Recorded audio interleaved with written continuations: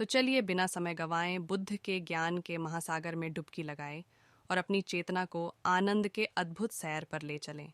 Gautam Buddha biography इन हिंदी। मन का कीचड़ बहुत समय पहले की बात है। एक बहुत गरीब इंसान था उसके साथ। उसकी पत्नी और दो छोटे छोटे बच्चे भी थे। उसका अपने परिवार का पालन पोषण करना बहुत कठिन हो गया था। उसका दिमाग काम नहीं करता था और मन भी अशांत रहने लगा। तभी उसने अपना घर छोड़ने का फैसला लिया। एक रात जब उसकी पत्नी और दोनों बच्चे सो रहे थे तो वो चुपचाप घर से चला गया। रात में बिना किसी मंजिल के वो आदमी चलता रहा। तभी अचानक उसने देखा कि एक नदी किनारे भगवान बुद्ध अपने शिष्यों के साथ बैठे हैं। उसी वक्त उसने निर्णय लिया कि वह अब सन्यासी हो जाएगा और भगवान बुद्ध का शिष्य बनकर यहीं रहेगा। उसके बाद वह भगवान बुद्ध के चरणों में जाकर गिर गया और उनसे विनती करने लगा कि वो उसे अपना शिष्य बनाकर अपने साथ ही रख लें। भगवान बुद्ध ने उस गरीब इंसान की बात सुनकर उसे अपना शिष्य बनाकर अपने साथ रख लिया। भगवान बुद्ध अपने शिष्यों के साथ आगे बढ़ते हैं। रास्ते में चलते चलते थक गए थे।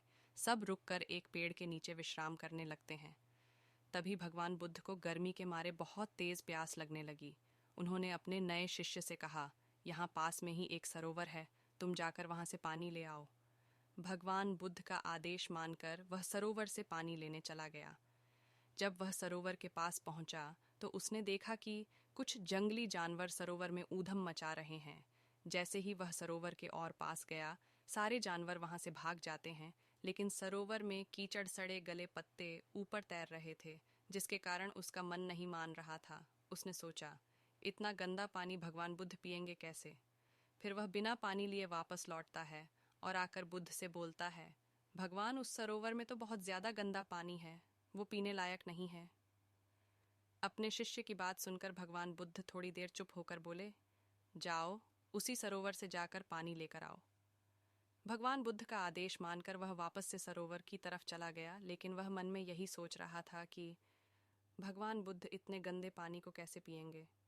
जैसे ही वह सरोवर के पास गया, वह ये देखकर चौंक गया कि सरोवर का पानी एकदम निर्मल और स्वच्छ हो गया है और अपने स्वभाव में बह रहा है।